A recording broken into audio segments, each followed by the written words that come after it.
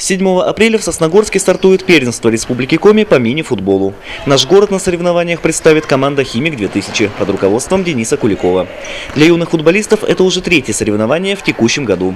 В Иваново и Ярославле сосногорцам на пьедестал почета взойти не удалось. Но теперь все ошибки учтены, да и родные стены должны помочь, говорят спортсмены. Я думаю, сейчас мы вышли на пик формы и достигли своего максимума. Ну и теперь будем смотреть, что из этого выйдет. В настоящее время юные спортсмены усиленно тренируются. Перед соревнованиями занятия всегда более напряженные. Упор идет больше на практику, а не на теорию. Футболисты отрабатывают удары по воротам, ведение и передачу мяча, оттачивают технику. Хотим выиграть. И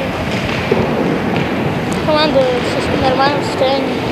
Торжественное открытие первенства состоится завтра в 17 часов в физкультурно-оздоровительном комплексе. Игры продолжатся до воскресенья. Прийти и поддержать сосногорских спортсменов может любой желающий.